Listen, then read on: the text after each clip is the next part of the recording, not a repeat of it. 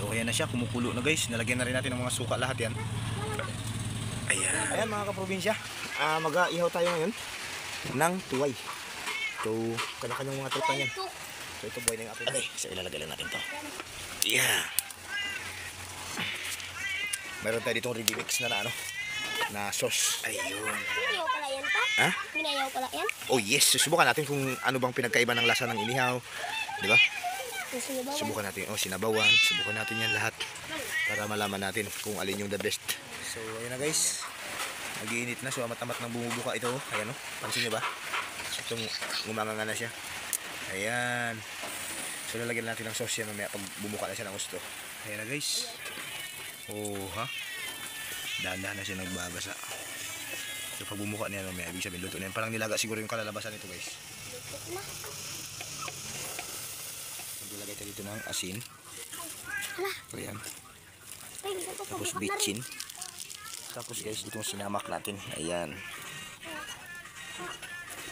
So ayan na guys. Bumuka na, dalawa na yung bumuka. Yung isa sa likod, ayan o. Oh ha. So makukulo na siya dyan. Antayin natin ang kumulo. Ayan guys, dito may roko-roko yung tawag sa amin. Natutunan ko lang dito galing sa kaibigan ko sa Thai, no, na nilalagay sa pagkain. So try natin guys na ilagay yan siya dyan sa loob mamaya. Kung ano ba yung kalalabasan. Ayan na guys, bumubuka na naman isa. So apat na sila. Ayun, parang pabuka naman din nandito. Ayan, ito. So natin ilalaglag natin dyan sa baba. Okay, ayan. Ayun, para siya maluto dyan sa sabaw niya.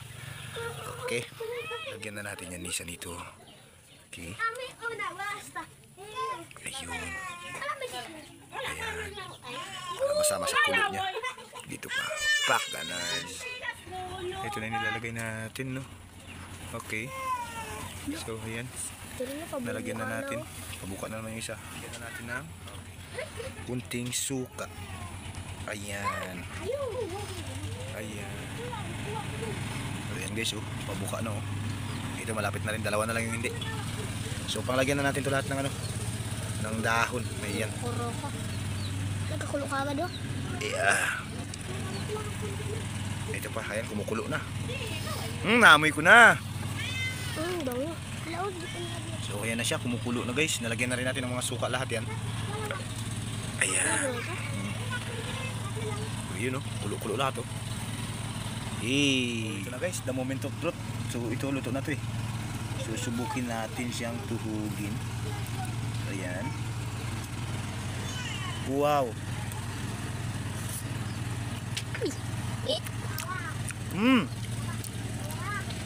Ang sarap. Tapos may suka pa. Gusto mo? Sikim ka? Gusto niya magtikim? Ayan, alay ko. Ang init niya pala. Tanggalin na natin yan guys. Para ito, makuha na natin. Tapos tanggalin natin. Mainit ha? Nabitawa. Hindi niya kinaya. Sobrang init. Sobrang init. Sarap. O diba? Lantakin na natin to eh, no? Kasama yan yung dahon niya guys. Yung krapaw.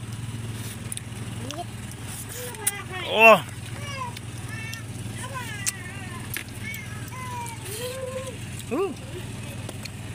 Sarap guys. Guys, sarap. Agay to serve.